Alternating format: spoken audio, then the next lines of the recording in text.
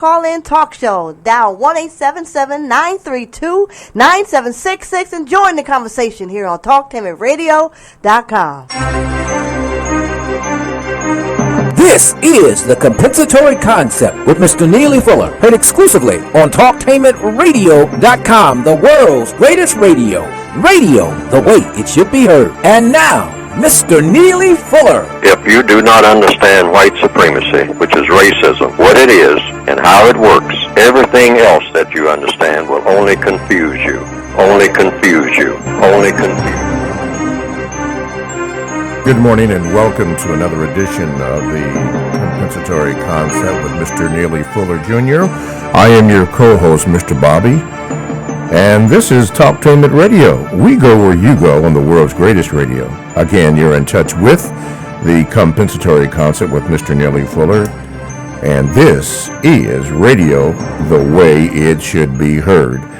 If you'd like to get in contact with the show, you may do so by calling 1-877-932-9766.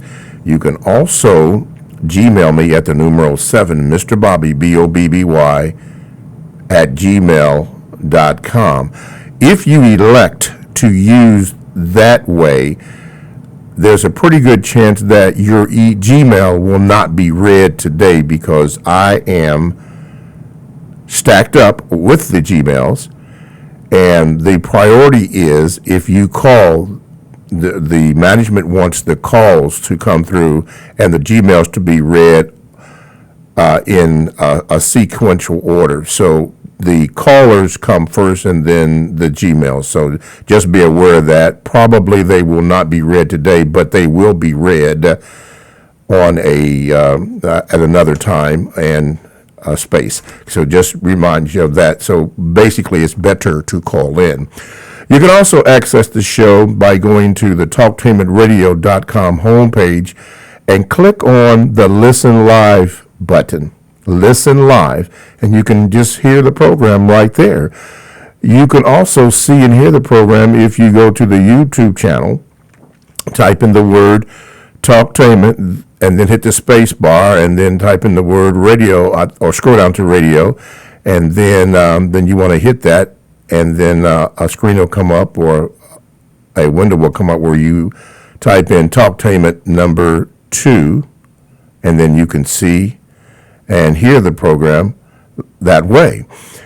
And the last way you can do that is by going to facebook.com/Talktainment, and you're all set. So those are the ways that you can get in contact with the show to ask Mr. Fuller your questions or maybe make a statement. If you do, be concise with it so that he can get the information and answer your question appropriately. Okay, don't forget that we are still taking donations. The donations go to the second hour only, the second hour. And so we do need your donations. You'll hear a special announcement, I think at the half-hour point in the program. You'll hear that in both hours. You'll hear that. Let's see, what else am I supposed to do? Okay, I think that is it, so we can get started with the show. Okay, let me introduce to some and present to others Mr. Neely Fuller Jr. Mr. Fuller, as usual, let's say good morning to you. Good morning. And how are you this day, Mr. Fuller? I'm still learning. You are still learning. Okay. Today's program I have entitled Training Day. Training Day. Training, what do you mean by that, Mr. Bobby? Well, this is what I'm going to do. I'm going to read an excerpt by Dr. Frances Cress Welsing, and it goes like this. She says, we're the only people on this entire planet who have been taught to give and praise our demeanment. I'm a bitch, I'm a hoe, I'm a gangster, I'm a thug, I'm a dog. If you can train your people to demean and degrade themselves, you can oppress them forever. You can even program them to kill themselves, and they won't even understand what happened. Those are the words of Dr. Welsing. If you have YouTube, you can see a picture of her on the screen. She said that we are trained to do these things, trained to demean ourselves and call ourselves all these names. And as Mr. Fuller has pointed out, using the people activity, it is in all those areas of people activity that they do these things to us. So Mr. Fuller and I are going to open up a discussion on how we are trained to do what they want us to do. This is a business. White supremacy is a business, and they don't want you to mess up that revenue stream. It's a gangster business. Mr. Fuller talked about that last week. Mr. Fuller, even though Dr. Welsing, has said this, and she's not here, and I cannot ask her any questions, what is your VGQ on the thought that we are trained and taught? Well, one of the first things you do if you have an agenda, and the white supremacists, when they instituted a system called white supremacy, which is racism, and they say, well, what is this white supremacy supposed to be about? Well, what we're going to do, we are going to dominate. We're going to come up with a system of dominating and mistreating. That's the intent. People of color for our glory and our material comfort. And in order to have what everybody wants out of this thing called life or existence, fun, glory, and material comfort. Now, how are we going to get that? In an orchestrated manner, in an orderly manner, by setting up a system based on, if you're classified as white, you are ordained, or you're given a license to dominate and mistreat people who are classified, who we classify as non-white. And so they say, well, now, how are we going to go about doing it? Because once you set up an idea, you got to have a plan to execute the idea. So they said, well, we'll just take all of the 9 areas of activity, and this is something I came up with that they must have done because they have done it. Say, well, let's look at all of the things that people do. People engage in some type of economic system, which means how do they use their time and energy? All right? So let's look at that. How do people use their time and energy? That's basically what economics is, the use of time and energy. So they say we will take control of the way that these dark-skinned people use their time and use their energy. We'll take control of that. Because if we're going to dominate them, that's what you have to do. Okay, so that takes care of the first area of activity. They say, well, what are the other areas? So I say that they, if you just want to give a label to them, they're all interactive. One area of activity interacts with another area of activity. So these are just labels that I came up with. I just called the 9 areas. But it's what basically is what people do. So they said, okay, taking them in alphabetical order. Education. People learn things. What is education? Learning about things. That's what education is.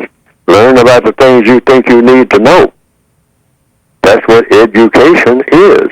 Learning about the things that you think you need to know in order to accomplish the things that you want to accomplish that will bring about what? Fun, glory, and material comfort. Because that's what all creatures want.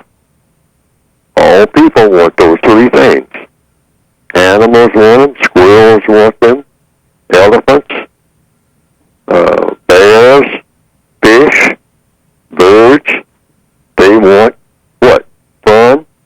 You see birds having fun, squirrels chasing each other and having fun and whatnot. And they like glory. They like to be admired and whatnot. That's what glory is and whatnot among themselves. And they like material comfort, food, shelter. When it starts snowing, squirrels have to have some place to go. So they go up in the trees and make a nest and whatnot because they know the winter is coming. So, getting back to the second E, education, they say we'll take control of black people's education. We will teach them what education is, what they should know, the things they should learn that will help them to serve us and what we want, okay? And entertainment, we'll do the same thing. We'll make their entertainment something that serves us, but it won't serve them in a constructive way. So we'll make sure that their entertainment is something that's going to always break them down, not build them up. The songs that they sing and all like that, that's something that's going to tear them apart. All right? That's something that's going to make them stupid. So black entertainment is supposed to be about being stupid, okay? Thinking about doing things stupid, planning on being stupid, and doing stupid things, and reckless things, and dangerous things, I mean, that are dangerous to you, but not dangerous to anybody else who's oppressing you, all right? We don't want you to sing any songs, I mean, that has anything to do with some type of counter-racist patriotism. No, stay away from that. But, you know, just give them a lot of garbage, all right? Take control of that. Steer it. Pay for it. Give them any salaries that they want, as long as they're spreading that, all right? That'll keep them busy, okay? And then the next is what? Labor, law, politics, which is nothing but interaction between people. How do people talk to each other every day? How do they greet each other? You know, what are the what type of words that they use all day long, mostly, when they express themselves to each other? Take control of the way that black people talk and encourage them to say things to each other and talk to each other in a way that is always derogatory. Never anything that's inspiring. Never anything that's going to help them to think in a constructive or an uplifting manner. Just garbage, garbage, garbage. Pure garbage. All the time.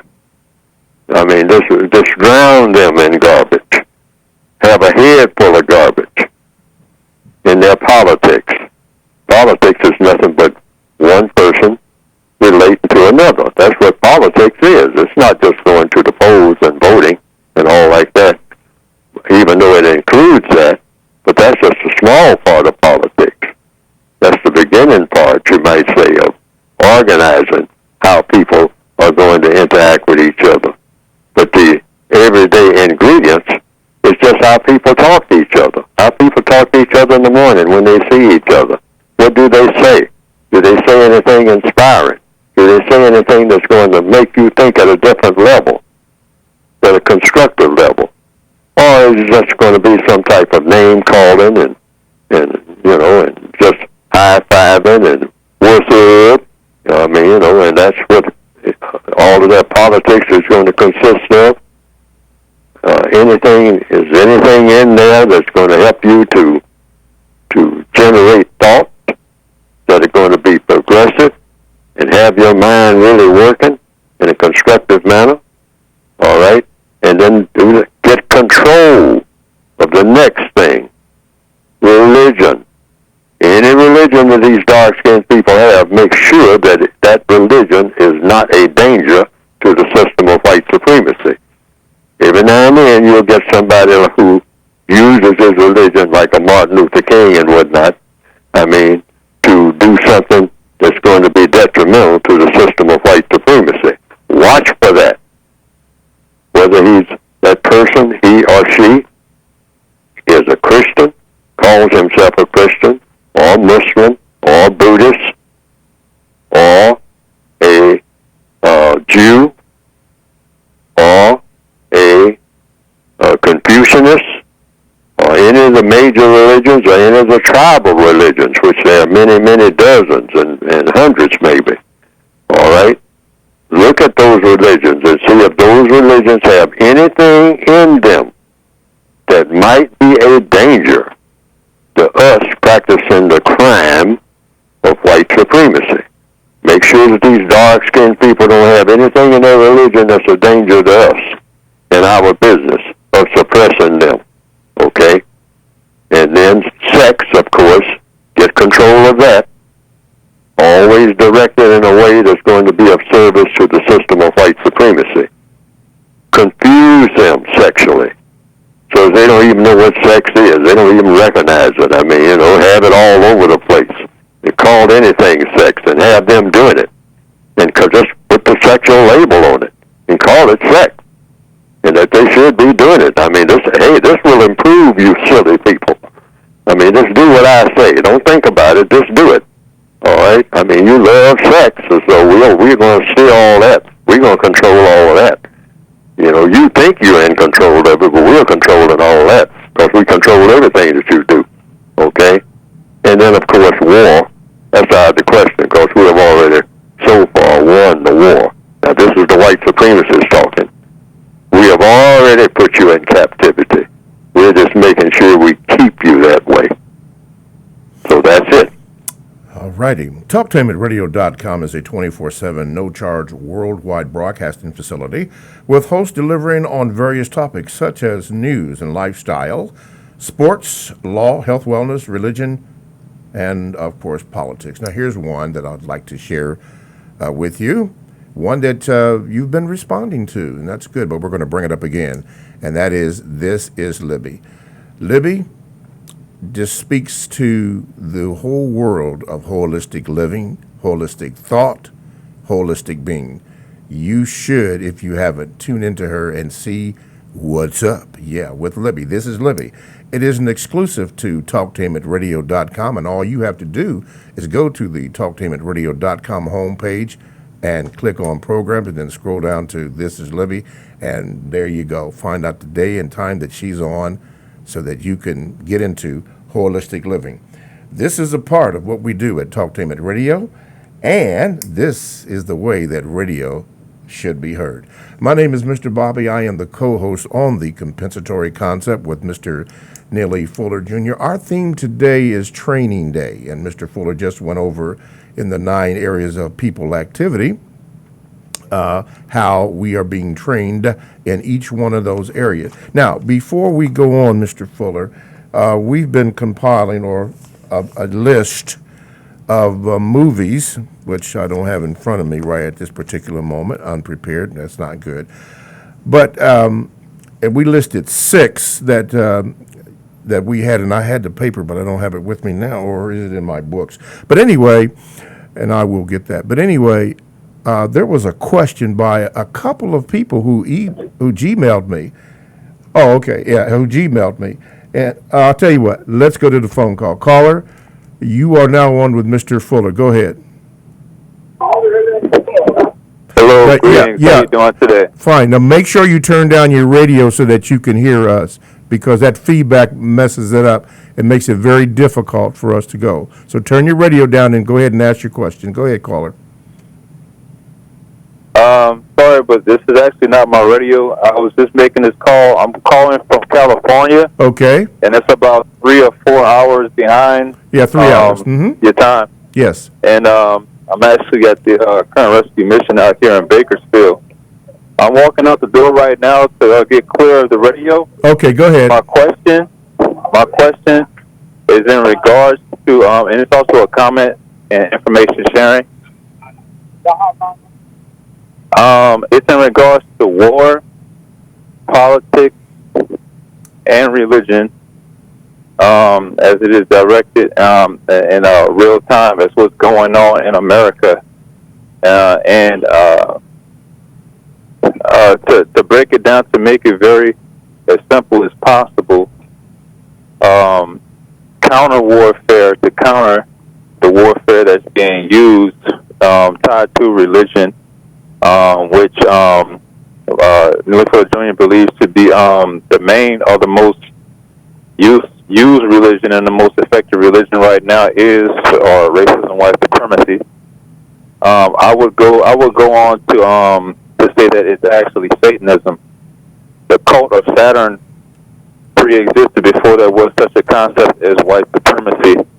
There was a concept such as sacrificial and killings and things of that nature, which also was incorporated into warfare and politics. So please correct me if I'm wrong about this. If you don't know what the cult of Saturn is, it's connected to the so-called Babylon, Western Asian area, which some people may call the Middle East, the so-called Middle East, which I refer to as Western Asia. Places as in Persia, which is now like Iran, Iraq, Baghdad, and different areas like that. But the information sharing that I was going to say is that I'm actually an innocent targeted individual who is actually being subjected to fourth-generation warfare, which is forms of covert and overt warfare, and it involves a wide community of people within America. Okay, let me break in for a minute and ask Mr. Fuller. Mr. Fuller, do you understand what this caller is saying? Not really, but whatever he's saying, I guess the people who are listening, they can, they can understand what he is saying. He's not asking me a question, I guess. So he's just making statements about his evaluation of what's going on in the world. So for the listeners and the BGQ, they just take that into consideration and do what they can with it. Okay. Caller, is there a question that you would like to ask Mr. Fuller? Yes, to try to simplify it a little better, this is a question about, because it's connected to politics, religion, and war. Okay. And I'm talking about, and the question is, it has to do with counter warfare. When a person knows that an entire country, well, not an entire country, but a large number of people are at war with them in real time, and they know that the government is involved as far as the military, different operations such as CIA, NSA, the entire, and everything that falls into DHS could be coordinating with them. How does a person, what would you recommend for a person to do to counteract that? Because what I'm talking about is counteracting not only psychological warfare, but counteracting all types of warfare, including constant surveillance, illegal surveillance, constant illegal experimentation, which also involves physical contact. Okay. Okay, if I understand the question, what do you do about the situation? That's the question, I guess. What you do is codify as an individual everything that you do in every area of activity that you think will counteract what the white supremacists are doing and be effective in doing so in each area of activity, in everything that you do as an individual person, and talk to other people about doing those things that you try and you find out that they work. You try to get other people to do those same things. That's called a counter-racist code. We don't have one. We need to build one. And the way you build one is just by every day you come up with the most constructive thing to do in every situation. That's the key. Keep it real simple. Everything is divided into constructive, non-constructive. You don't have to put labels on it and all like that. I mean, it helps to do so, but not necessarily do you have to have labels. You just do. You do the things that will have the most constructive result, and stay away from anything that is non-constructive, and you are automatically doing great damage to the system of white supremacy. That's all a non-white person, a black person, has to really center on. Keep it simple. You don't have to get into this thing about the CIA is doing this and what's going on in Iran and all that. No. All over the planet, each and every non-white person, wherever he or she is, codify what you do and say. Say only the things that are going to have a constructive effect.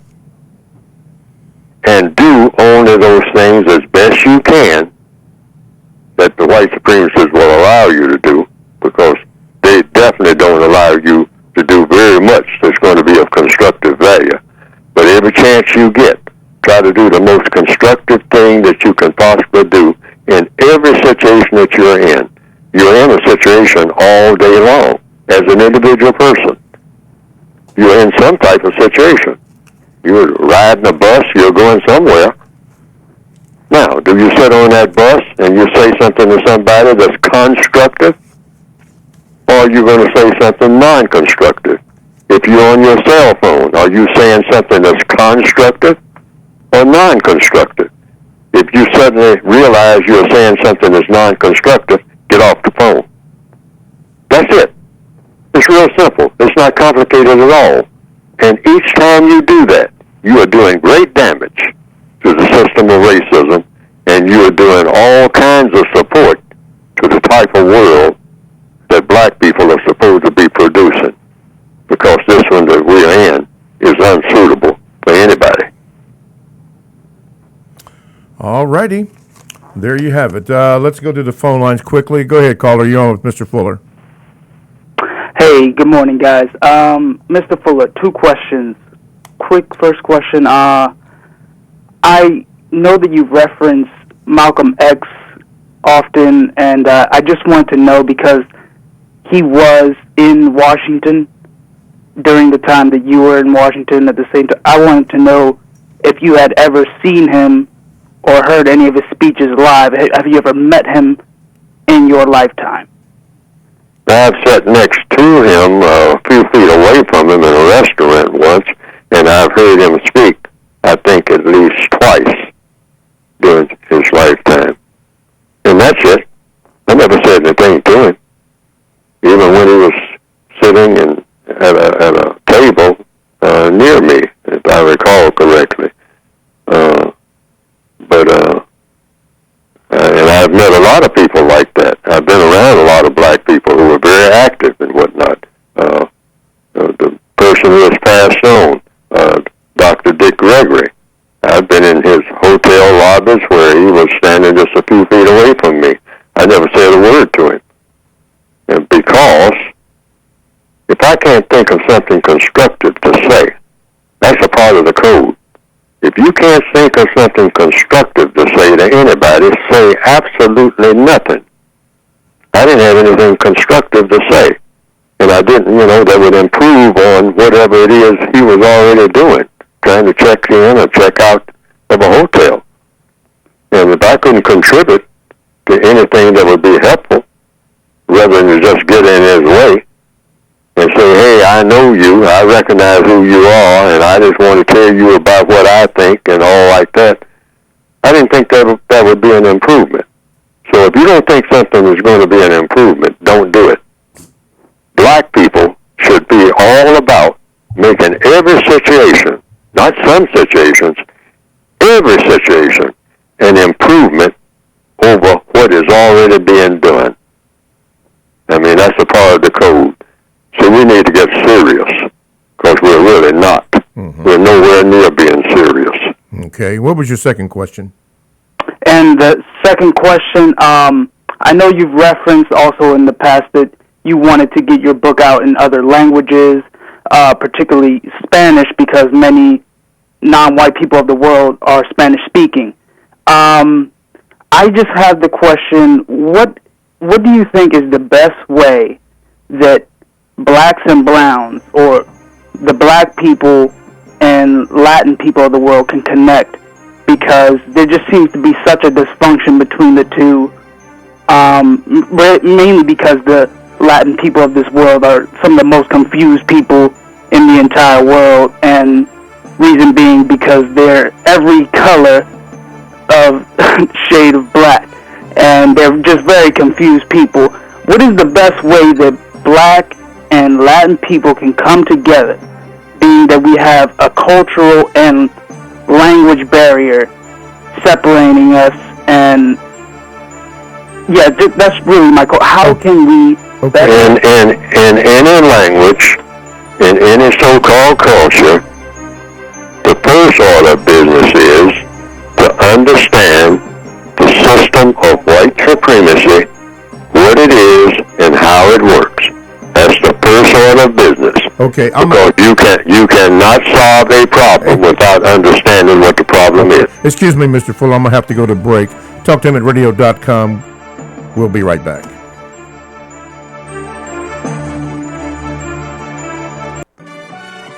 For the best home fragrance and beauty products, shop Ash Kickin' online. That's ASHKICKIN.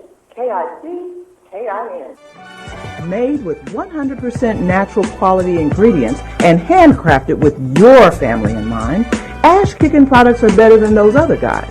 Ash Kickin' candles, incense, body butter, face moisturizer, and hair moisturizer are priced just right, and you can get yours at 10% off with coupon code TALK17. Support this 100% black-owned business and get your home and body smelling and feeling all right. That's ASHKICKIN. Shop Ash Kickin' online at www.ashkickin.com. Are you ready for a high school that allows you to work at a place that is right for you? Are you ready to earn a certification in healthcare, business, or manufacturing while achieving your high school diploma? Then you are ready for Life Skills High School, a free public school option for high school students 16 to 21 years old. Learn more about your free high school educational options at lifeskillshs.org or call them at 1-800-888-7992. Life Skills High School, education that fits your life. If you or someone you know is abusing drugs and or alcohol and want to stop the abuse, contact APDS at 1409 East Livingston Avenue. Office hours are 9 a.m. to 8 p.m. daily and 9 a.m. to 3 p.m. on Saturday. APDS is certified by the Ohio Department of Mental Health and Addiction Services and primarily funded through the Adam H. Board. Fees are based on your income and Medicaid is always accepted. For more information, call 614-253-4448.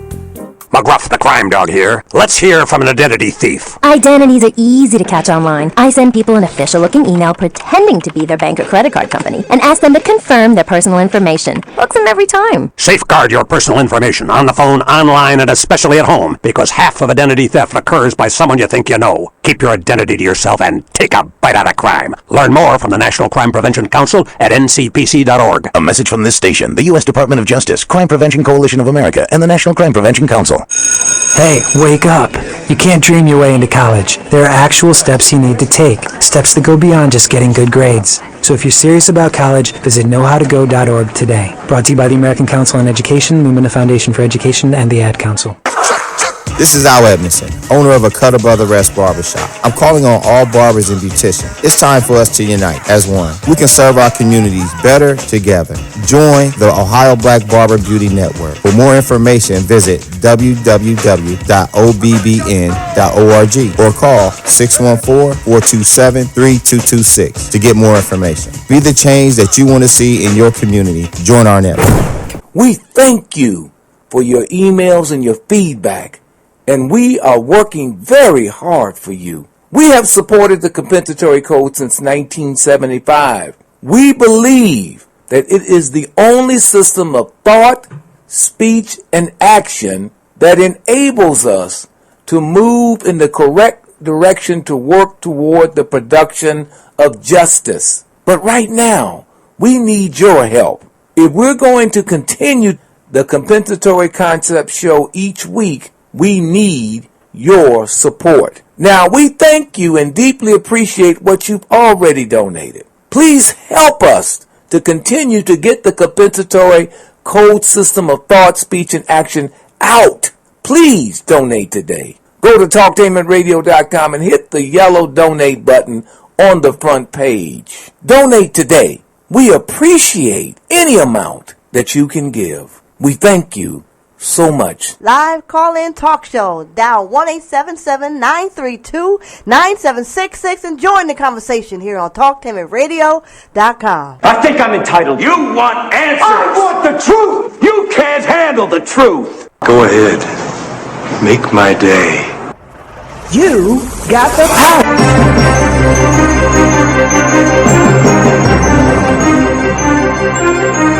Go where you go. Just download the TalkTainmentRadio.com to your cell or to your tablet. That's radio the way it should be heard. I am Mr. Bobby. This is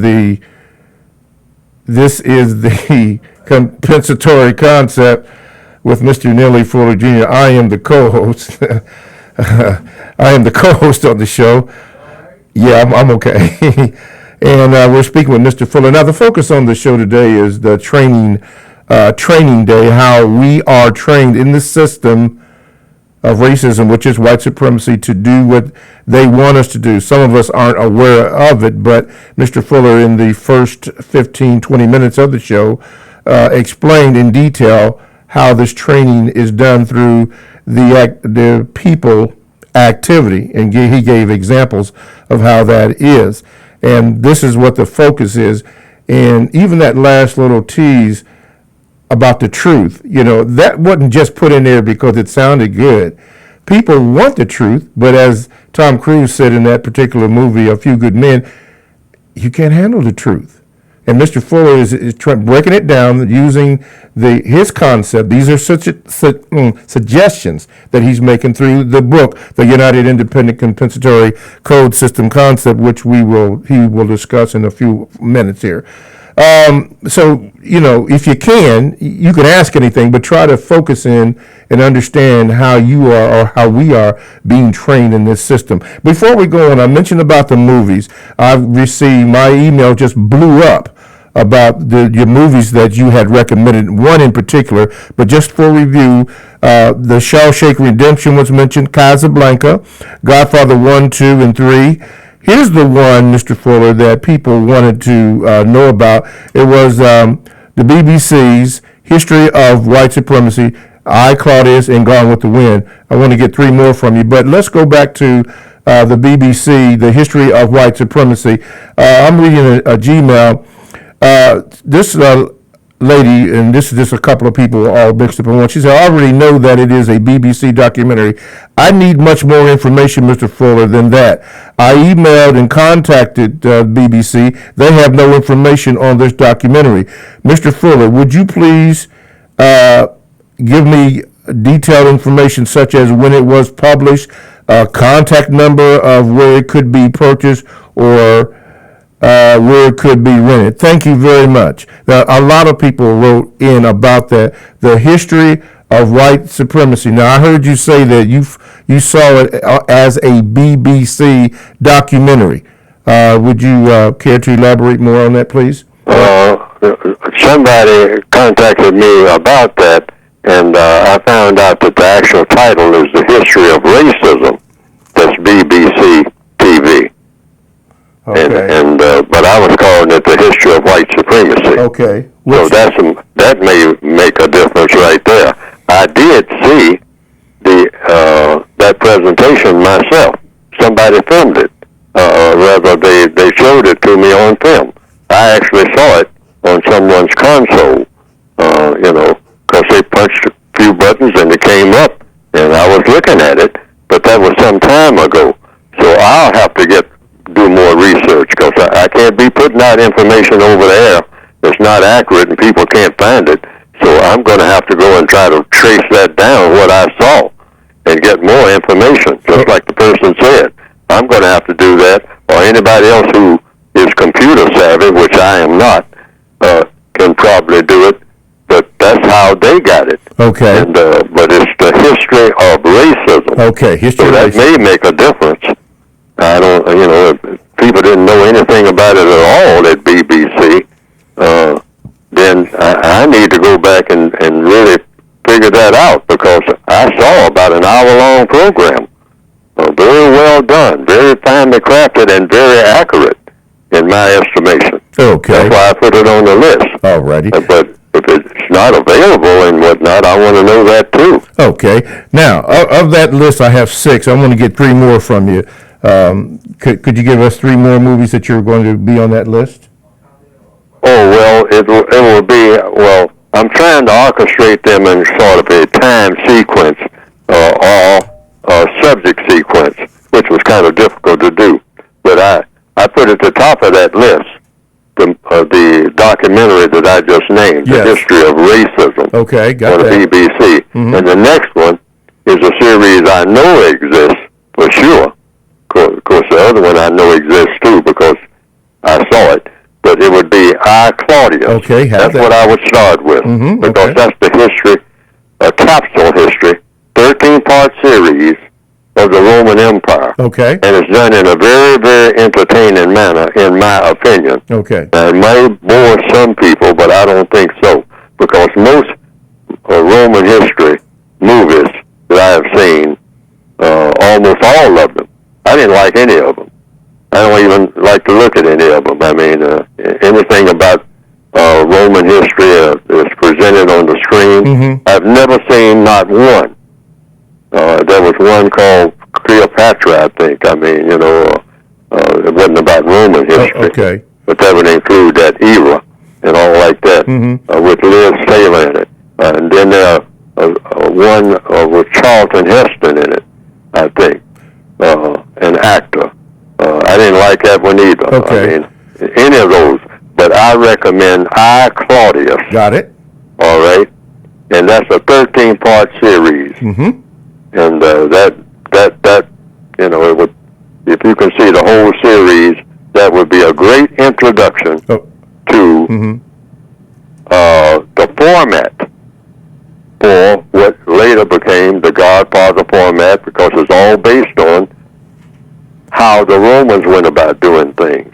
Okay. Including the movies like The Godfather. And it also will incorporate the basis for the system of white supremacy. All right. What happened in the Roman Empire is exactly the way that the system of white supremacy was set up and formatted when they started encountering dark-skinned people. Okay. They started doing the same things that they were doing out of that royalist, imperialistic system. All righty. But for the sake of time, could you just give us 3 more, and then we can, to keep. Well, I would say the next one would be Gone with the Wind. Got that? Okay. All right. And then a movie, what you call a Western, that they show every now and then on television, called Shane. Okay, got that. With Alan Ladd. Okay. Another one that's a Western, because I'm doing this in sort of time sequence. Okay. Hombre. There's a lot of lessons in that movie called Hombre with Paul Newman. Okay, and the next one? The next one is another cowboy movie, you might say. High Noon. Okay, High Noon. It shows every now and then. All right, we're going to stop there for that, and we'll pick up 3 next show. That's 9 so far that I have. Moving on down there. Okay, before I go to break, let's take this call. Go ahead, caller. You're on with Mr. Neely Fuller Jr. You got me, brother? Hey, bro. Yeah, much praise and love to you and Mr. Fuller and all the decent human beings on the planet. Okay. Mr. Einstein said in the final analysis, force and violence rules. I haven't seen Mr. Einstein to be wrong on that analysis to this very day. Now, I agree with Mr. Fuller.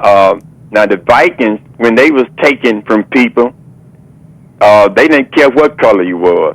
Matter of fact, when the Vikings started going taken from people, the people looked like them. The Vikings came to your village, they killed the men, they took the women, they took the children with them, and they took your animals. They didn't care what color you were.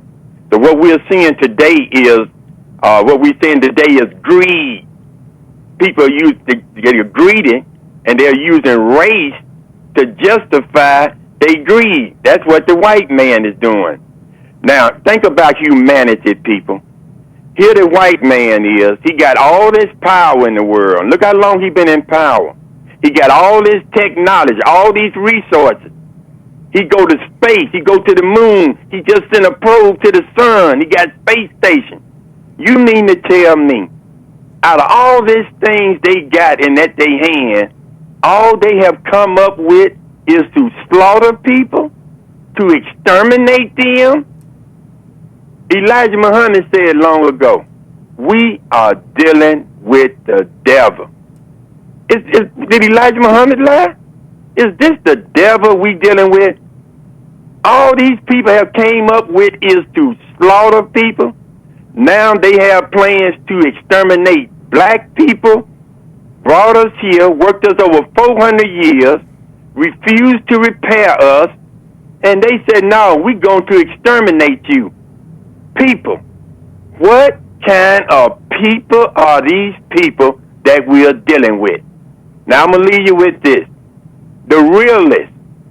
The realist is the person having weighed all the visible factors in a given situation and having found that the odds are against him, he decides that fighting is useless, but escape might be possible or an option. That's where we are. We're not going to defeat these psychopaths in their den. These people are killing us in Chicago like it ain't no tomorrow. And they doing it in other parts of the country. And they're doing it under the cover of law. And the people running the world have gave them the okay to do it. Mm-hmm. Now, if you think you can fight them, good. But if you think you rather get out of here with some grandchild, some young son, if you think you can escape, get out of here, because they're going to slaughter millions of black people. All right, Thank my you, brother. All right, thank you. All righty. TalkTameAtRadio.com. We go where you go. Download the TalkTameAtRadio.com app to your cell or to your tablet. That's radio the way it should be heard. My name is Mr. Bobby. I am the co-host on the Compensatory Concept with Mr. Neely Fuller Jr. You can get in contact with the show by calling 1-877-932-9766. But at this particular time, this is the time that we have set aside for Mr. Fuller to discuss briefly his book. Mr. Fuller? Yes, the name of this program here on TalkTameAtRadio.com is the Compensatory Concept. So the long title for that is the United Independent Compensatory Code System Concept. Now, what that basically means, and that's the basic title of the book, there are equal titles. I call them supplementary titles, but all they are equal. It's the Compensatory Counter-Racist Code, and a more explicit title, all on the cover of the same book, is a textbook workbook for thought, speech, and or action for victims of racism, which is white supremacy. And you can get the book by going to producejustice.com. It's a compensatory counter-racist code. And this program is called the Compensatory Concept. Compensatory meaning what? It's just an idea. The concept is an idea, and compensatory means making up for what's missing. Now, what is the thing that is missing among the people of this planet more than anything when they interact with each other? It's a thing that somebody a long time ago named justice. More than anything, that's what's missing among people. Now, it takes a lot of ingredients to produce that thing called justice, but that should be one of the main things that people should try to produce among the people of the planet. People do not get along, you might say. Why? Because you don't have justice. Non-justice is imbalance between people. People are out of balance with each other. So you're trying to achieve that. Since you don't have it, you compensate for not having it by trying to figure out a way to get it. So what is justice? Well, the compensatory definition, first of all, you get your words correct. The compensatory definition is called justice. And with this definition, the one that I gave it, because I didn't like the ones that I already had, that's why I called it a compensatory definition. It's for one to make up for the meaning that you don't have, guaranteeing that no person is mistreated, and guaranteeing that the person who needs help the most gets the most constructive help. So you can get the basic book by going to producejustice.com, and you will also see on the screen a word guide that tells you what different words, how they should be used, how they should not be used, words to avoid using, words to ask questions about when other people use them. Because in order to have justice, you first have to get rid of the system of white supremacy. You cannot have white supremacy nowhere on this planet, and you have it everywhere on this planet, You cannot get justice with the system of white supremacy. It's not going to happen.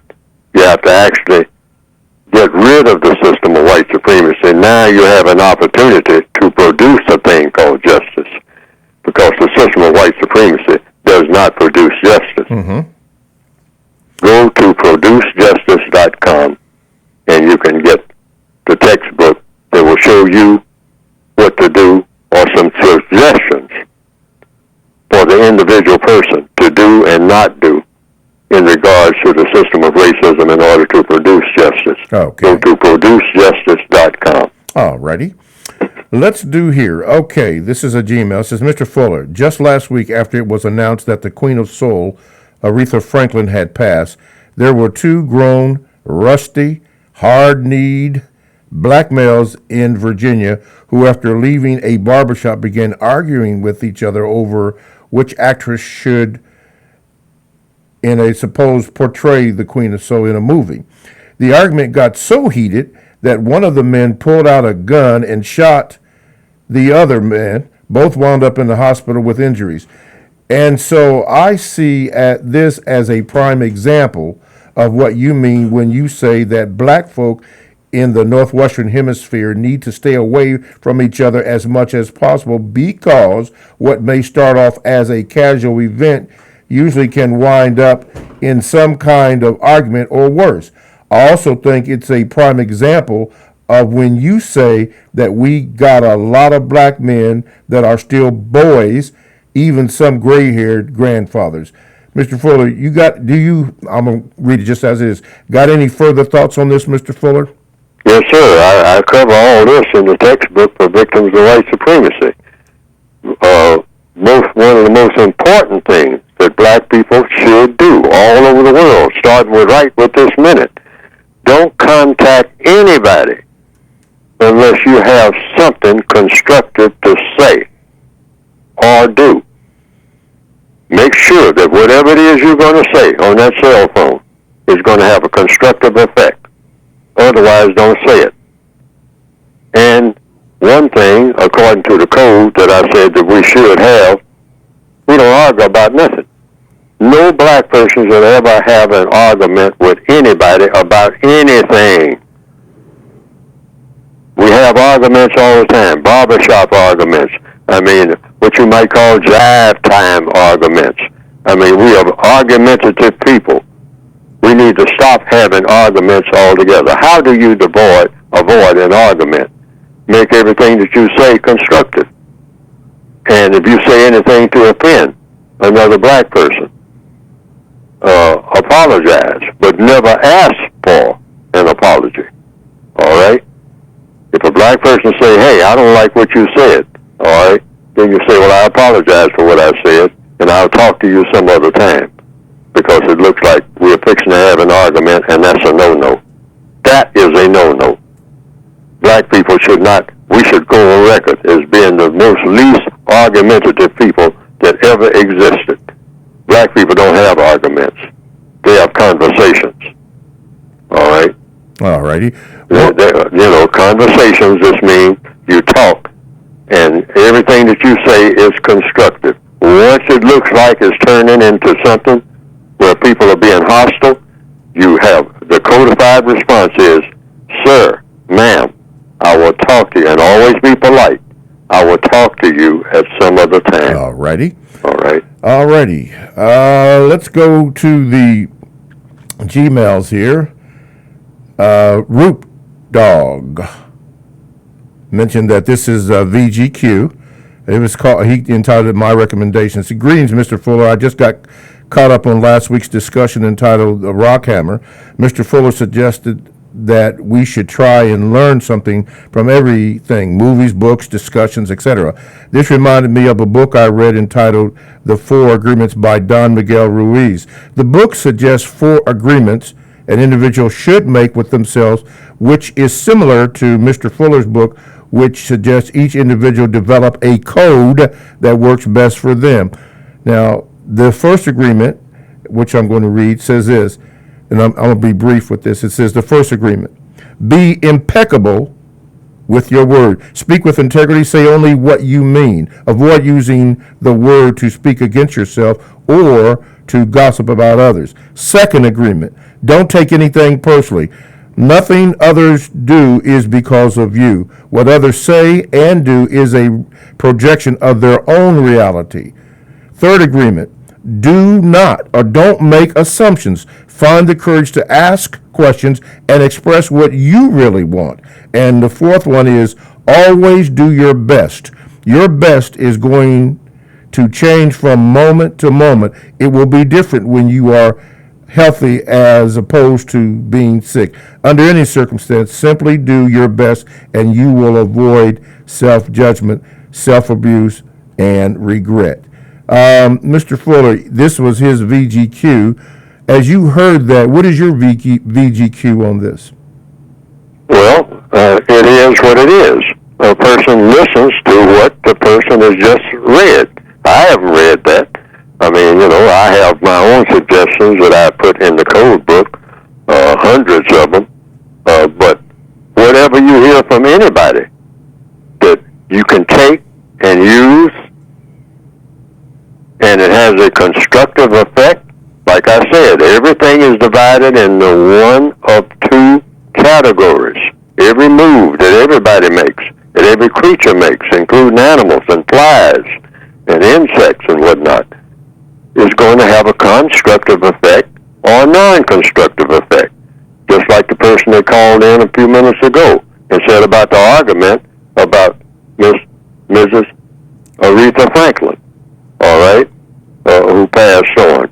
And an argument, how did that argument start? And look at the effect that it had. They wound up harming each other about a person who was a singer and who sung about a thing called respect, that everybody said that's one of her major songs. And now you got two black people arguing about it and who wound up harming each other. How did that happen? It's because that's what we set out to do, really, for the most part. We're trained that way, since we're talking about training. Yes. Okay? We are trained by the white supremacists that any move that we make that involves another black person, we have harm in mind, all right, when we don't even realize it. That's why we need to stay away from each other. We don't have parties or none of that, because we are very toxic people. We have to admit that to ourselves. If we don't admit that to ourselves, we're not going anywhere. Why is it hard to admit that we are toxic people? Because nobody likes to admit that they are defective. Okay. I don't like to admit that I'm defective, but I am. I'm in a defective society. I am very defective. I am a very poisonous person. I have to realize that. And whenever you're poisonous and you contact anybody else, what are you doing? You are spreading that poison that's already in you. That's what you are doing, whether you think so or not. And every black person is loaded with poison in the system of white supremacy. Ain't no exceptions to that. It's just a matter of how much the poison there is. Some black people are more poisonous than others, all right? And anytime you see somebody walking around talking about MF this and MF that, you're listening to poison, all right? And you put your distance between you and that. Because why? It's not constructive, that's why. It will kill you. You cannot show the record where that, even when people who talk to each other like that and call each other that type of thing. All righty. I have to leave it there. TalkTimeAtRadio.com, the world's greatest radio the way it should be heard. Thanks for the pleasure of your time. Thanks for listening. We will see you in the second hour.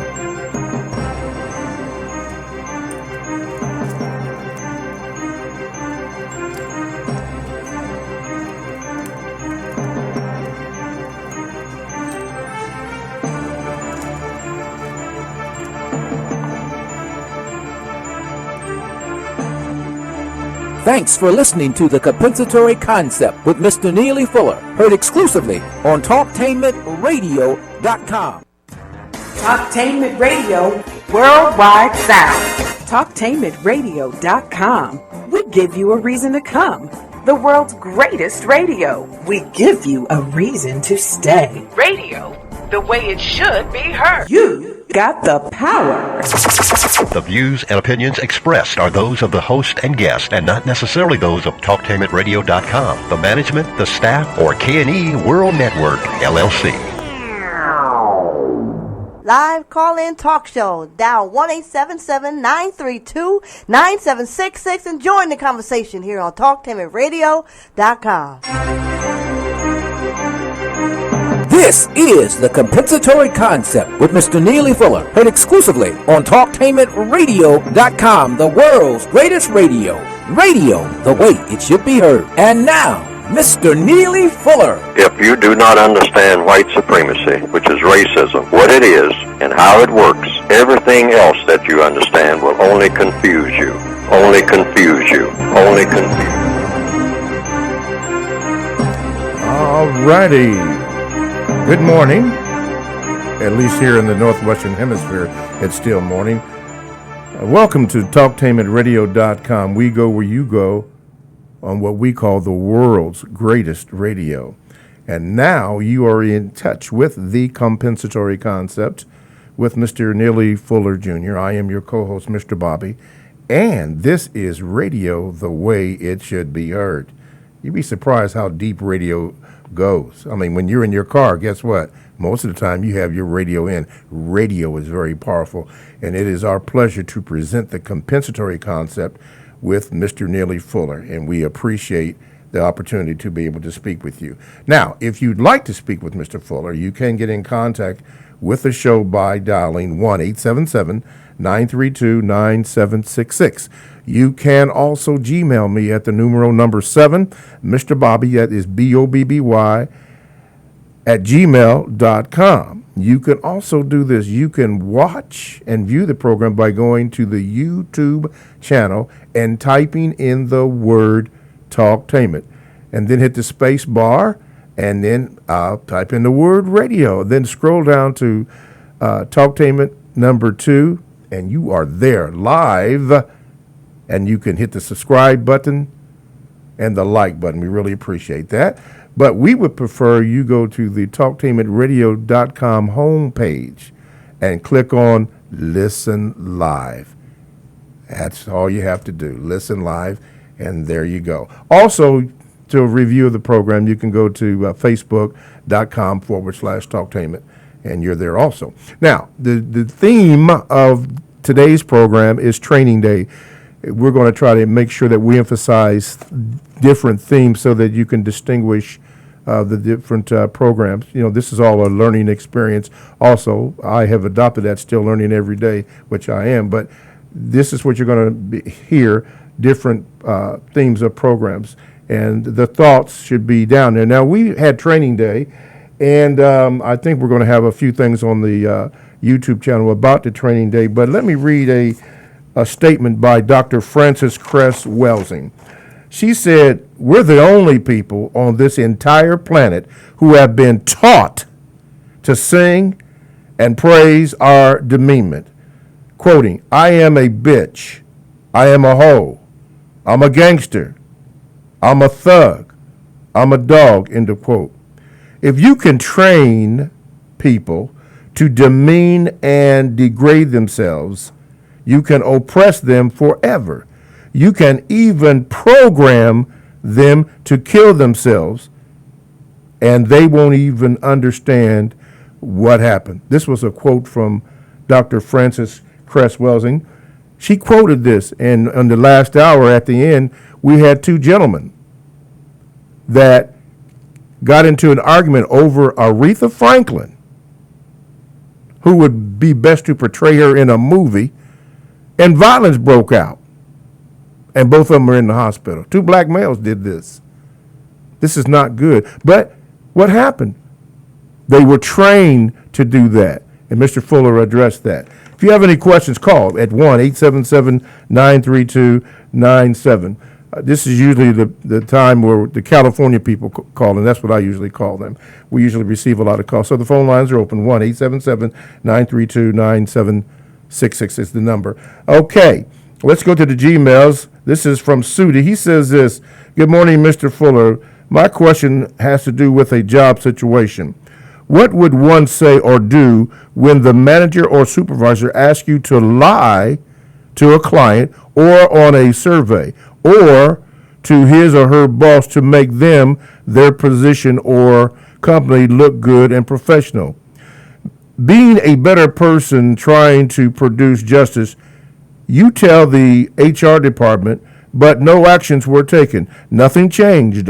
You know, or at least suspect, if you don't do what was asked, you could face consequences or get fired or not having your contract renewed. What actions, Mr. Fuller, should one take, or what kind of questions that one should be raised, if any, to ensure maximum constructive result and avoid conflict? Thank you very much. Well, if I was in that situation, you go through the codified procedures.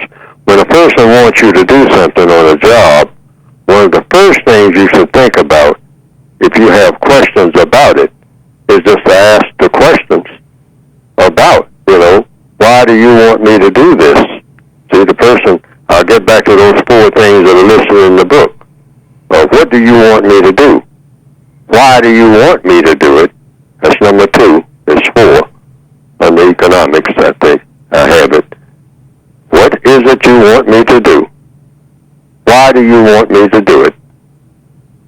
How do you plan for me to do it? And what do you expect the constructive result to be? Now, these are questions that I would ask verbally and then put it in writing and then have them answer in writing. That's one thing. You want, on a job, you usually want the person who is telling you to do anything or something that they want to outline for you to do, some instructions they want you to do. Everything is about doing something. So just get them to put it in writing. What was done, by whom, and who told who to do what.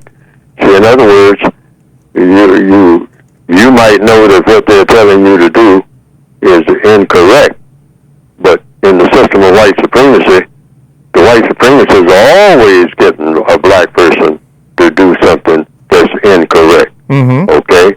So what you do is just say, well, sir, so that I get it straight, and so that anybody who asks me about it know exactly what happened and why it happened, will you put that in writing, what you're telling me? What if they refuse to put it in writing?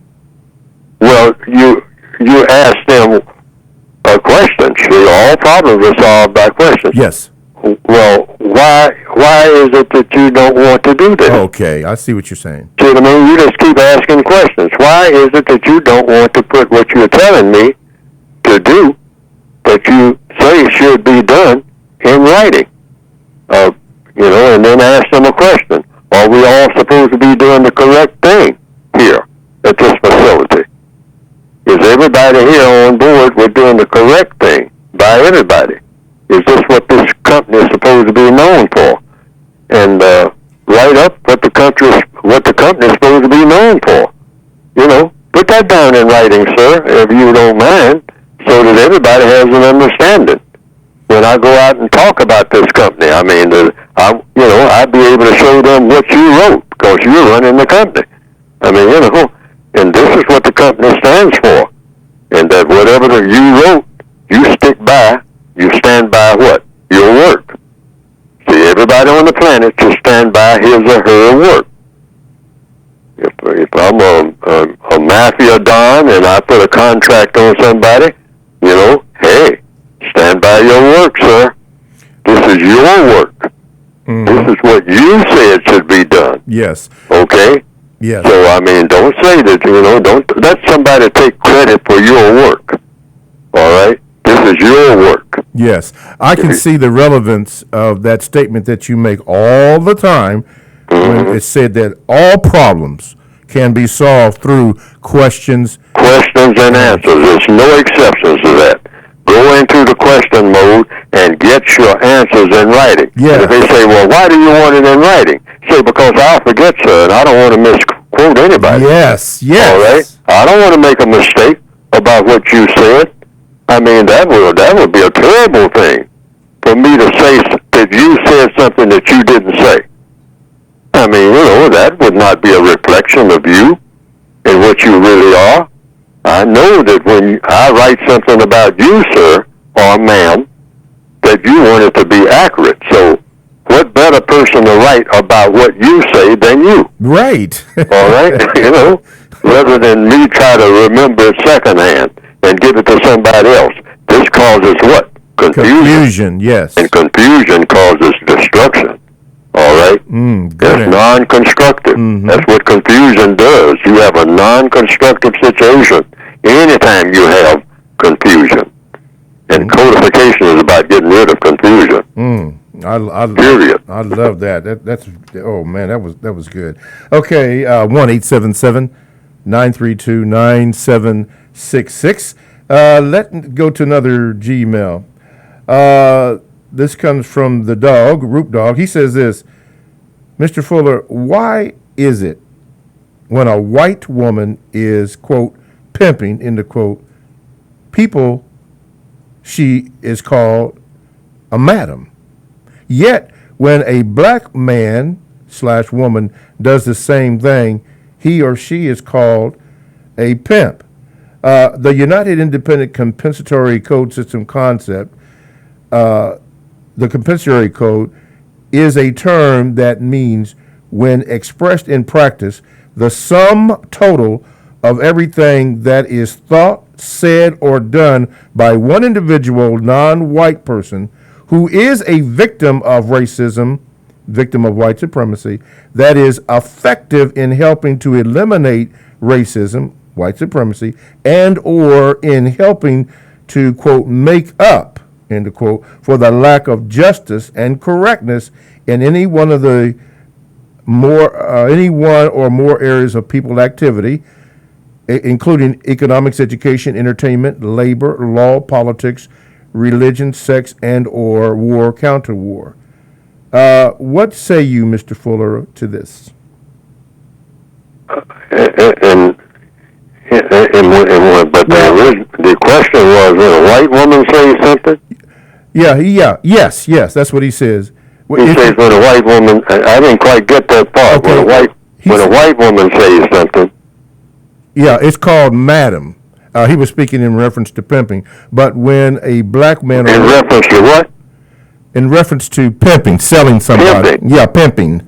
All right, when a white woman... When a white woman is pimping people, she is called a madam. Yet when a black man / woman does it, it's called a pimp. And he wanted to know, why is that?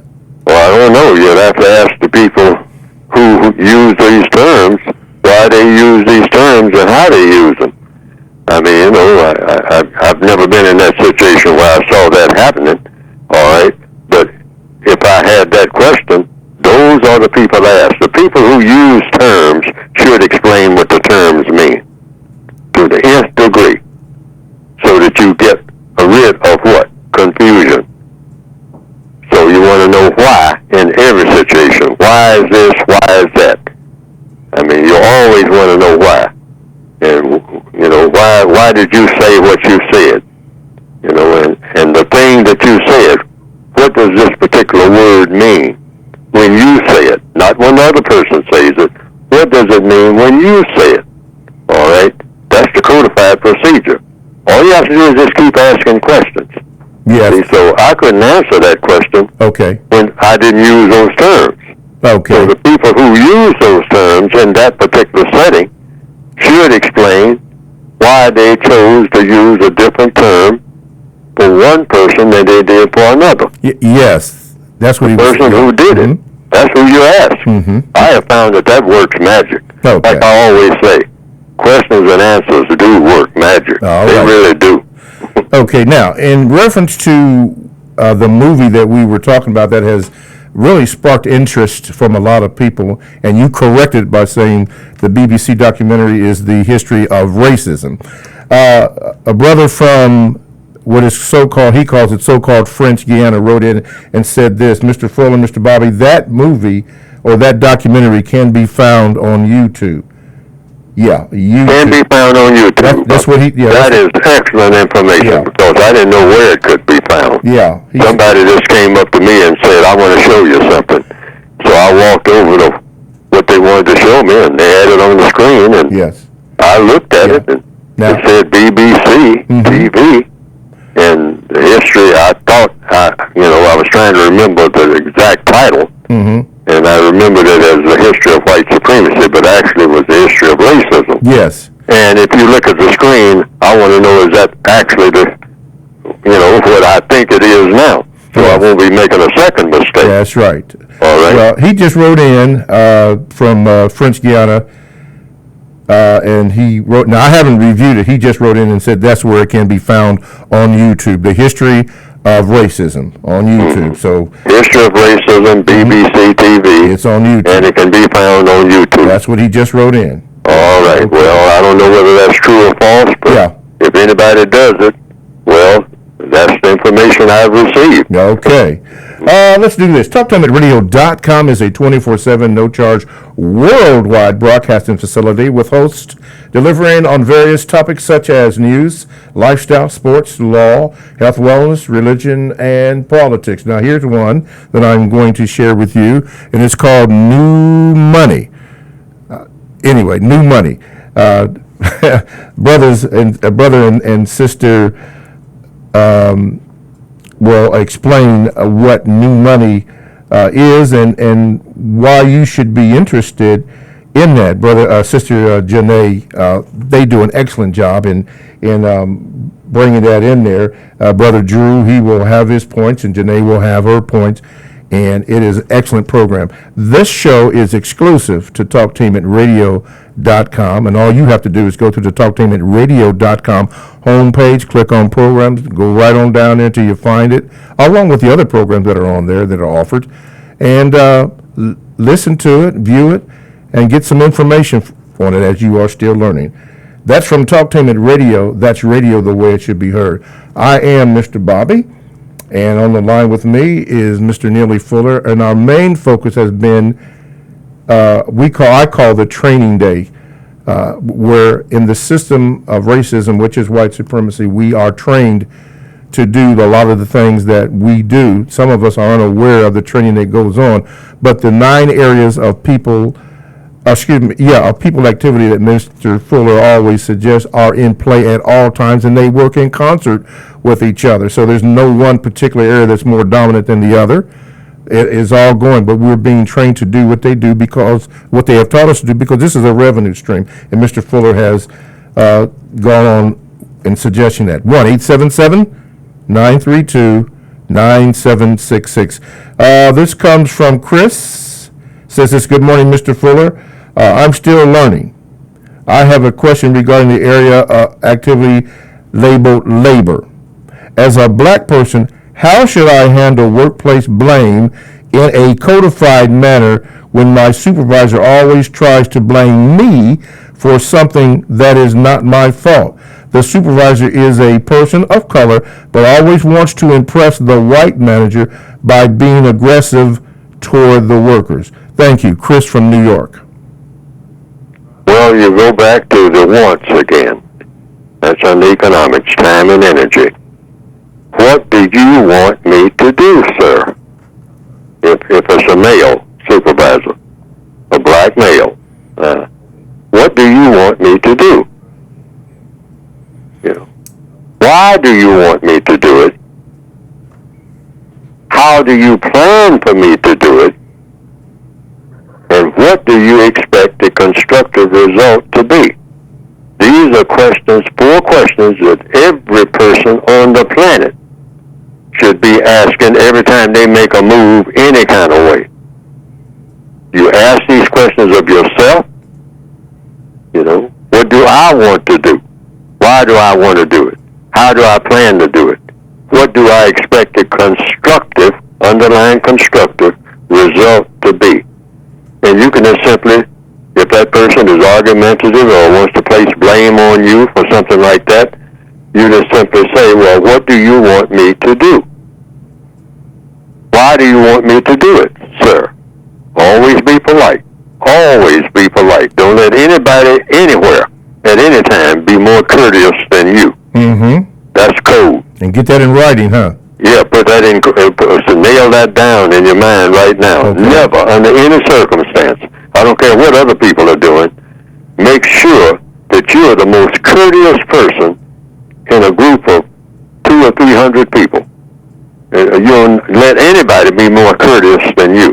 Okay. So everything is ma'am, sir, always, even when they're hostile, whether they're white or non-white, always ma'am, sir, you know. But get to these questions. What is it, particularly if it's a hostile situation, somebody placing blame on you, like you say, and whatnot? Okay, well, let's start from scratch. What do you want me to do, sir or ma'am? Why do you want me to do it this particular way? All right? How do you plan for me to do it? Because if they're your supervisor, they're supposed to have the plan, not you. Mm-hmm. Okay? So that's going to take care of a whole lot of that blame thing, just that third question alone. Okay? Because you get that down pat. How do you plan for me to do what it is that you want me to do? Okay? That's what you're asking. Mm-hmm. All right? But you be courteous when you do it. Maximum courtesy. How do you plan for me to do it? And just don't, it's a difference between telling you to do something and then walking off. A lot of blame happens like that. That third question. Yes, sir. See, I always say it's the 3 T's in labor. Telling, training, and testing. What white supremacists do and what a lot of black people do when they're addressing other black people, that they have been taught by the white supremacists to leave out that second T. Second T is what? Training. Telling, training, testing.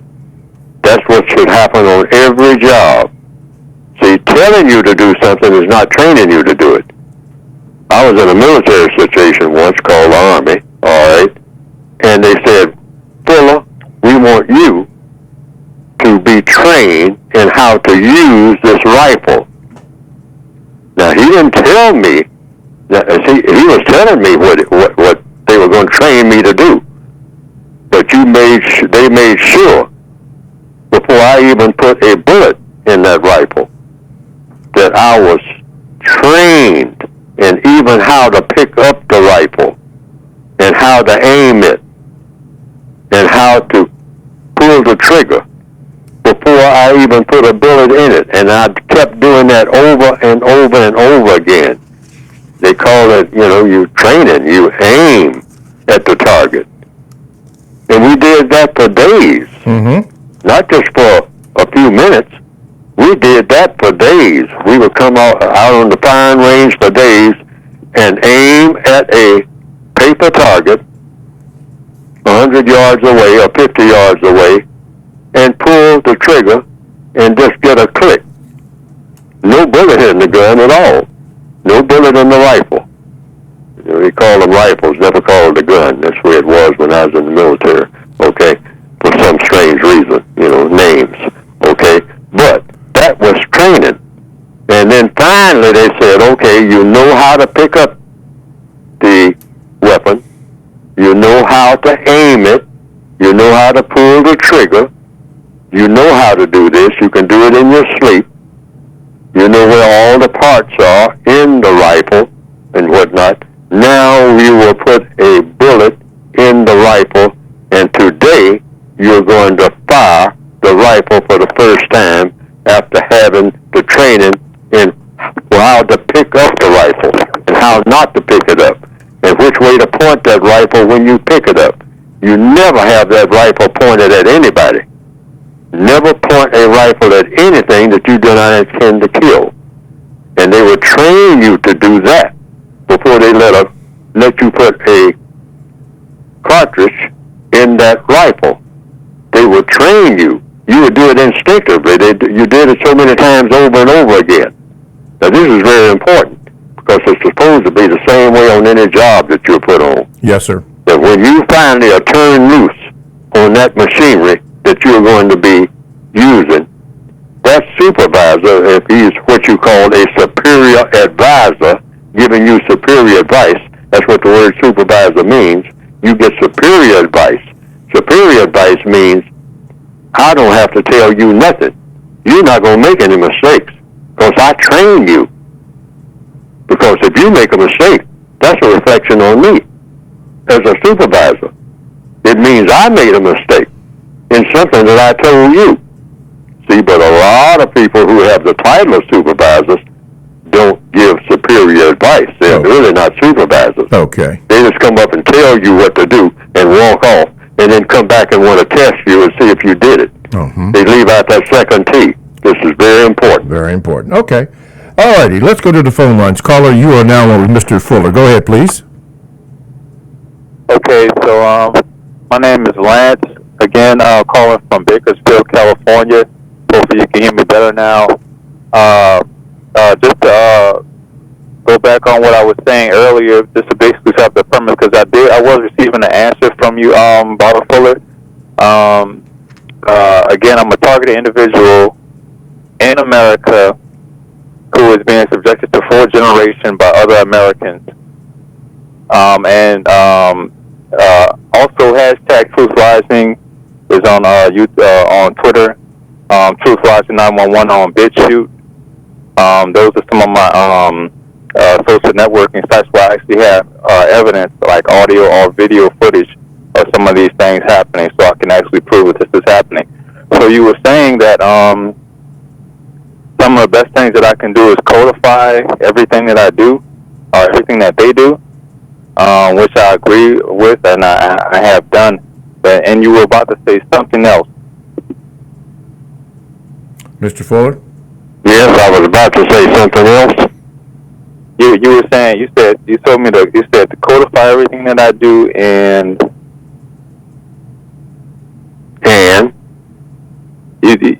that's when the call ended. Now I'm not going to say, I didn't hang up, and I know you didn't hang up, but I'm not going to just say that someone perhaps that they did that, but I'm also being a part of that warfare. Is also electronic warfare and cyber and things like computer hacking and all that stuff too. Well, I don't remember. I just vaguely remember that conversation that I had, that response. So I don't know exactly what I was going to say at this particular time. But basically, I think that what I would have said, I just have to guess now, is that just codify the main thing. Codify everything that you do. Now, what do I mean by codify?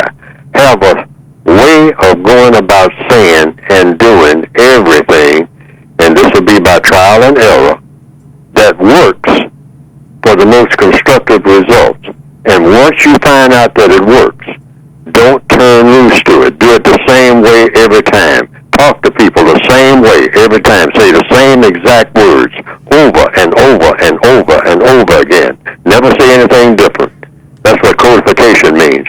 You say everything the same way to everybody all the time. All right?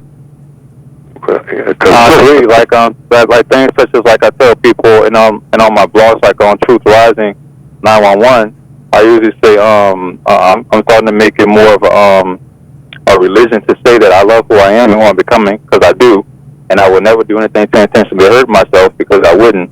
I am pro self-defense, and I say things of that nature, just to let people know, because the objective, according to the research that I've done, the objective of what these people, for lack of to be as nice as possible, their objectives appear to be to get a person, to make or coerce a person into committing homicide, suicide, getting put in prison for some crime, or coercing them into committing some type of public violent act of violence that can then be used for political purposes. So it's a reality. Some terms are called gang stalking, organized harassment, community stalking. But one word that not many people have been using is community terrorism, or communitarianism. Communitarianism is a term that hasn't been used that often, but it's actually appropriate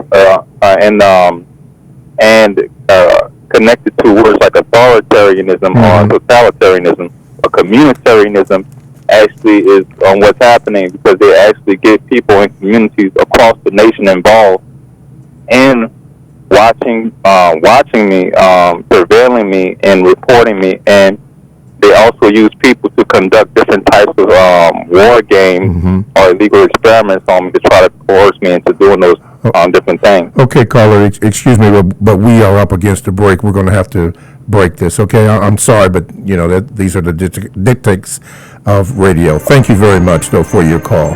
TalkToHimAtRadio.com. We go where you go. Check us out on 94.1 WGRN. Podcasts are all available. Download the TalkToHimAtRadio.com app to your cell or to your tablet. That's radio the way it should be heard. Stay right there. We have an interesting Gmail from a brother from South Africa. All that and more coming up next.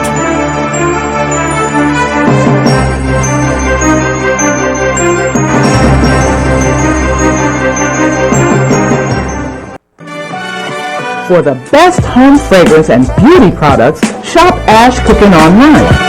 That's ASHKICKIN. Made with 100% natural quality ingredients and handcrafted with your family in mind, Ash Cooking products are better than those other guys. Ash Cooking candles, incense, body butter, face moisturizer, and hair moisturizer are priced just right, and you can get yours at 10% off with coupon code TALK17. Support this 100% black-owned business and get your home and body smelling and feeling alright. That's ASHKICKIN.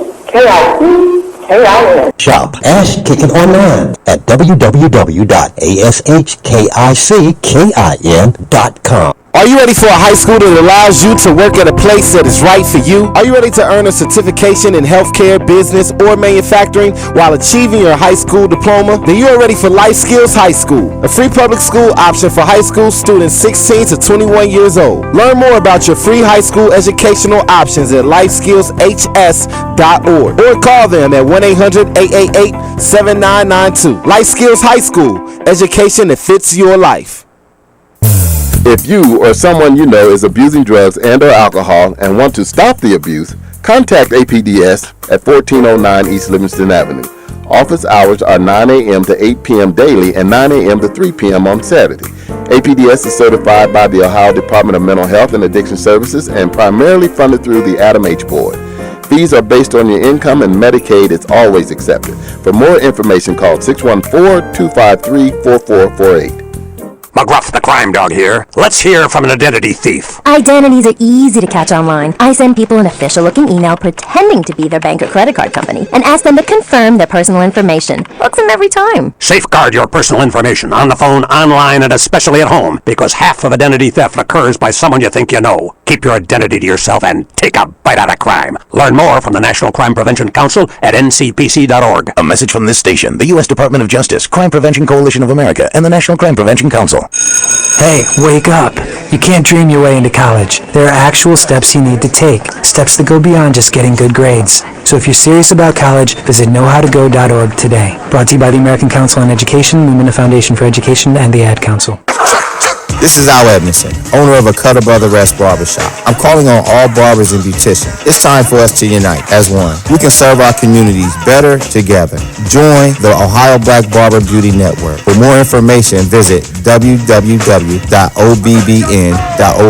or call 614-427-3226 to get more information. Be the change that you want to see in your community. Join our network. We thank you for your emails and your feedback. And we are working very hard for you. We have supported the Compensatory Code since 1975. We believe that it is the only system of thought, speech, and action that enables us to move in the correct direction to work toward the production of justice. But right now, we need your help. If we're going to continue the Compensatory Concept show each week, we need your support. Now, we thank you and deeply appreciate what you've already donated. Please help us to continue to get the Compensatory Code system of thought, speech, and action out. Please donate today. Go to TalkTainmentRadio.com and hit the yellow donate button on the front page. Donate today. We appreciate any amount that you can give. We thank you so much. Live call-in talk show. Dial 1-877-932-9766 and join the conversation here on TalkTainmentRadio.com. I think I'm entitled. You want answers. I want the truth. You can't handle the truth. Go ahead. Make my day. You got the power. Alrighty, TalkTainmentRadio.com. We go where you go. Download the TalkTainmentRadio.com app to your cell or to your tablet. That's radio the way it should be heard. I am Mr. Bobby. I am the co-host on the Compensatory Concept with Mr. Neely Fuller Jr. And our topic today is Training Day. I selected the title after the movie Training Day with Denzel Washington portraying, I think it was Alonzo in his character in the name of the movie. And how he was training, I forgot the actor's name, but he was training him, but it did not go out the way that he thought it would be. He was drug dealing and all types of money, and he got in trouble with that. But anyway, I referenced that because of the way that Dr. Francis Cress Welsing had mentioned that how we as a black folk are trained to do things, trained for violence, trained to call people names, demean ourselves, I think is a word that she used. And so I decided that we would have Mr. Fuller address that. And he came up this last, before commercial, came up with the 3 T's that, and I thought it was pretty good. Telling, training, and testing. He made reference to when he was in the military and what he was trained how to use a rifle, so that he could properly execute what he was told to do. Anyway, that's been our top focus today, training. Going to a brother in South Africa, Brother Sloan, he wrote this. Now, before I write this, I want to say that what he is referencing is a video that has gone viral. And I'm going to read it just as he wrote it, and then we can have Mr. Fuller discuss this. He says, a prime example of an agent of the system of Anglo-racist white supremacy operating on the mother continent, where the white image of Jesus, their Christ and Savior, is dominant. Remember, Uganda is one of the African nations where the white cracker Christians have influenced the governing elites to follow repressive Christianity. An American missionary arrested in Uganda after a racist assault on a hotel employee.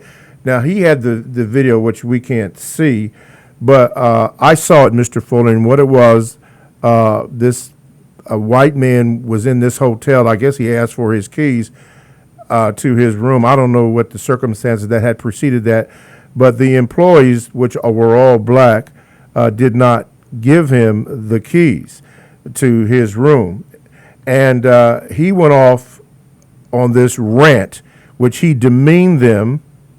He called them the N-word. He called them MFs.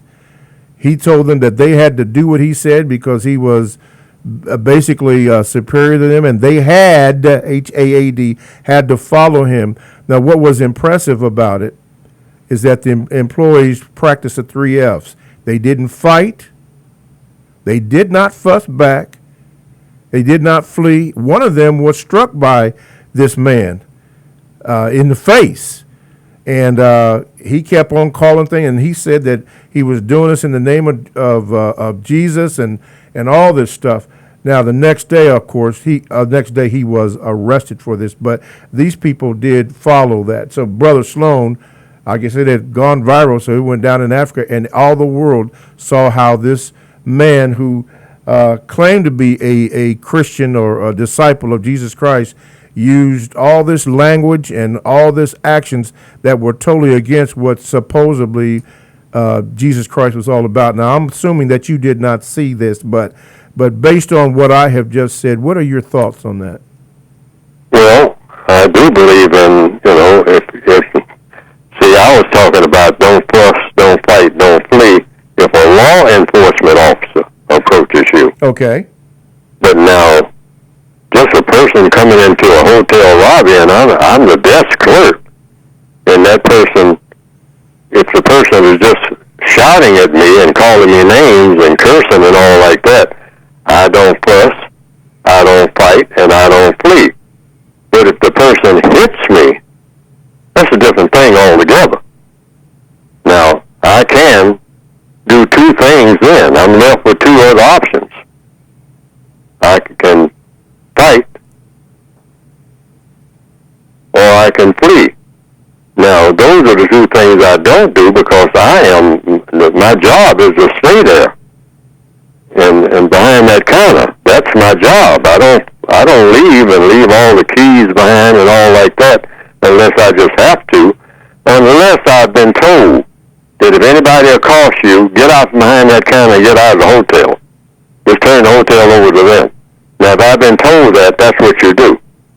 If that's what the person that runs the hotel or whomever put me behind the desk to be there, whatever that person told me to do, that's what I do.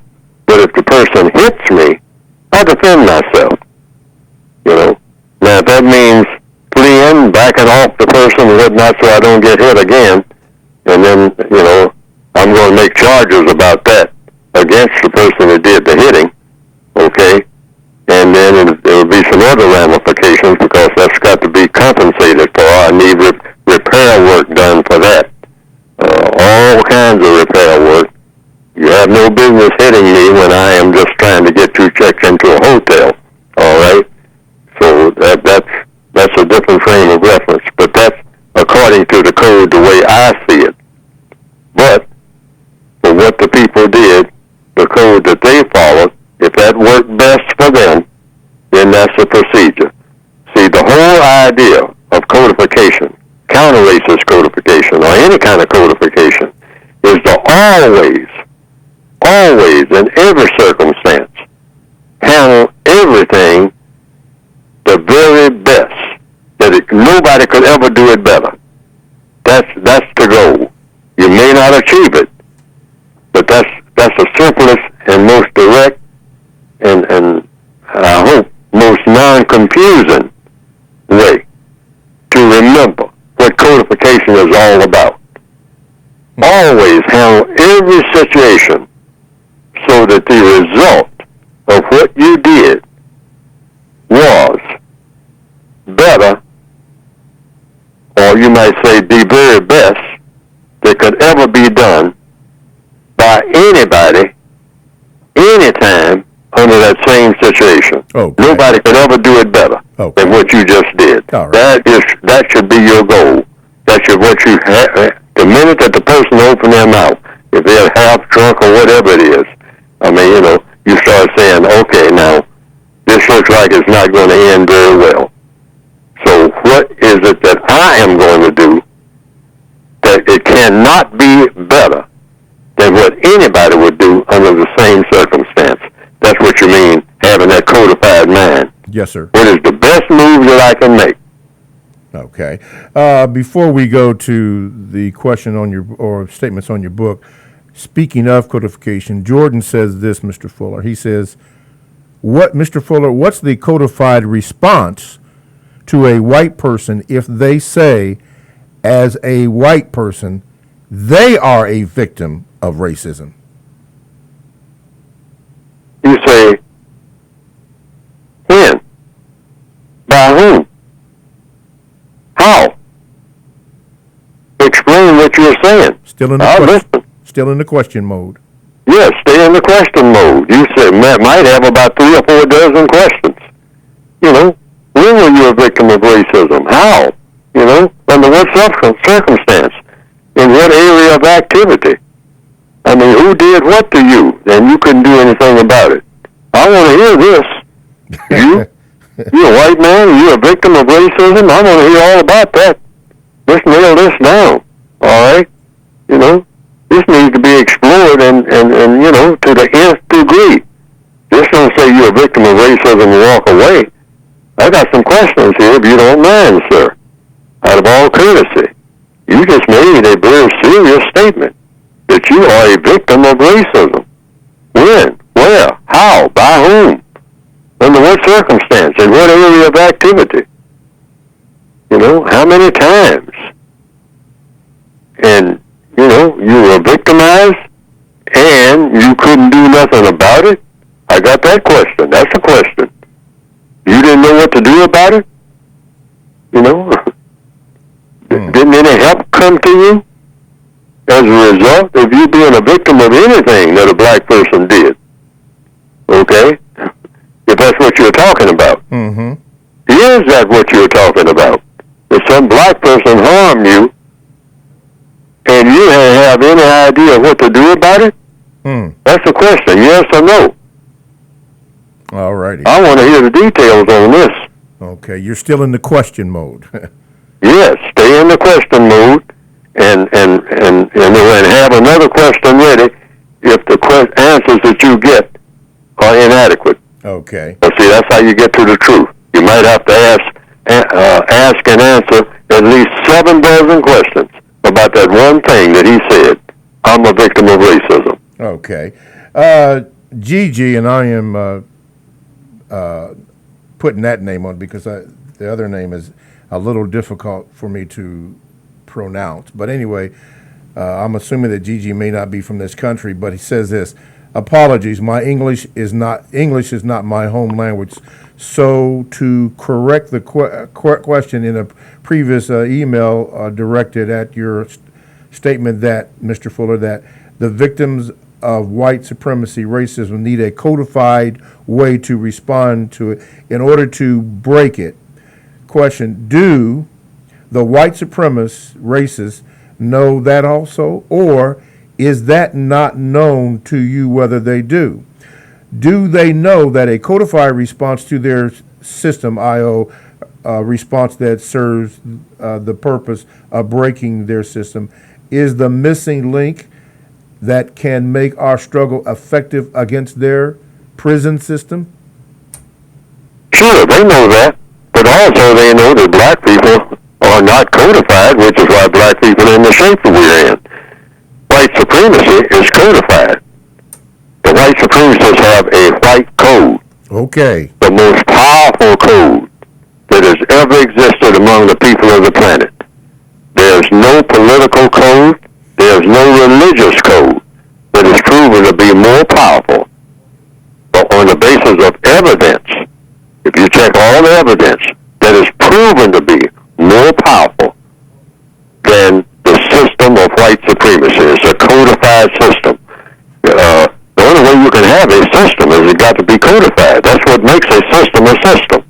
Whether it's an electrical system, a plumbing system, you know, you turn on your water and you get, you know, on a faucet, and water comes out of the faucet. Yes, sir. When you turn the handle.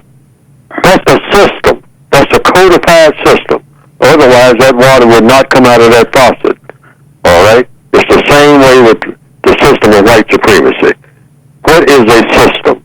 A codified system. Something that every time you do it, it works. It works, yes. Every time you do it, it works. That's when you know it's codified. All right. Black people don't have anything like that. And the white supremacists have the best one and the most powerful one ever thought up in the minds of people. It's superior to any religion that was ever thought up. Wow. And it's superior to any political system ever thought up. There's nothing more powerful than the system of white supremacy among the people of the planet Earth. All right. Let's go to the call before we have Mr. Fuller talk about his book. Caller, you are now on with Mr. Fuller. Go ahead, please. Hello? Yes, go ahead. Oh, hi. It's my pleasure to talk to you, Mr. Fuller. I'd like to know, do you have a daily prayer that you say to help overcome white supremacy? Well, I don't know if it helps to overcome white supremacy. It helps me to keep in touch with what I say created me. And don't forget that. I didn't create myself. I just found myself here. I don't remember when I was born. All right? A lot of people say, well, hey, black people are self-created. Well, I don't know when I did that. Well, maybe some black person, the first black person created me. I don't know. Apparently, that could be true. But I do know that I'm here. But I don't remember being here. I don't remember my first breath that I took. So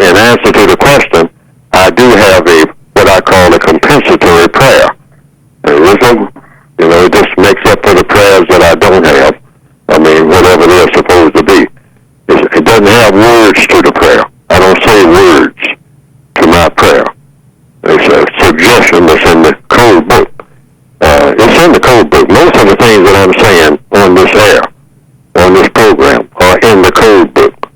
Okay? So what I do, I hold my breath and count to maybe 5 or 10 or 15, as long as I can hold it, and then I release my breath. And that's it. And then I think about what I just did and how that came to be. And when I think about that, I say to myself, now, I did that the first thing I did when I got up in the morning, because I did it this morning. I held my breath as long as I could, and then I released it. And then I said, Fuller, do you understand what you just did and how you were able to do that? And the answer is no. I know nothing about that. I don't know how I was able to do that. I don't know what put me in position to do that, to hold my breath, and then when it felt uncomfortable, to release it, and then continue to inhale and exhale. All right? I call it the compensatory prayer, universal prayer. Why? Why do I call it the universal prayer? Because every creature, animal, insect, whatnot, including whales up on the ocean, they do what? They breathe. But I don't know how that happens. The whole time I was asleep, just before I woke up, and was able to control my breath. I wasn't able to control my breath while I was asleep. So I thought about that when I, decided that was going to be my prayer every day, which I do every day. I do that every morning. To do what? To remind myself that there's something greater than me. Now, you can call it by any name you want to. All power, Jehovah, the Creator, Allah, the Great Spirit. But I'm saying I didn't do it because while I'm breathing, while I'm asleep, I got no idea of what I'm doing. Why? Because I'm asleep, but I'm still breathing. And if I stop breathing in my sleep, I ain't waking up. That's what people tell me. If you stop breathing and you don't inhale no more while you're asleep, and hours go by and you didn't do no inhaling, you just exhale and didn't inhale anymore, somebody's going to find you being what? Dead. D-E-A-D. Because it's when you stop breathing, you're dead. Mm-hmm. Okay? All righty. All right. Thank you, my brother, for that call so much. Thank you. Mr. Fuller, your book. We have a few moments here to speak about your book. It's called The Compensatory Counter-Racist Code. There's a longer title, the United Independent Compensatory Code System Concept, but that's explained in the book. But it's a counter-racist code tailored to the individual person who is a victim of white supremacy. And it gives suggestions about what to do and what not to do, and it explains why as best I possibly could. I'm not the best writer in the world, but I tried to put it all together in a volume, in fact, 2 volumes and whatnot. And you can get what I'm talking about on this program all the time. It comes right out of what I've written. You can get the volumes, the basic volume, and the word guide by going to producejustice.com. That's producejustice.com. And what will come up on the screen is a brief description of the basic textbook and the supplemental and additional word guide. And it covers a lot of the things that we have talked about on this program and that I talk about on every program, talktainmentradio.com, every week. And it comes right, I tried to get it, squeeze it all in the book, because I do have a compensatory codified slogan, and that is one problem, one book. The race problem is one problem. I tried to squeeze everything that I possibly could that I have to it is and what an individual person can do about it in this basic book. Okay. And go to producejustice.com. All right. Last question here. This is from Brother Rahab. It says this. Good morning, Mr. Fuller. Listening back to your previous broadcast, you said that before engaging in sexual intercourse or sexual play, both parties should ask a series of questions, 100 or more questions, in order to minimize conflict with each other and help prevent the "I don't know" response. I'm aware that people aren't always honest in relationships and don't tell the truth when asked said questions. What should be done in a situation where the person isn't being honest with their answers to the questions and you find out that the person wasn't telling the truth after sexual intercourse? Thank you. The whole question and answer thing is then wiped out. That's a wipeout.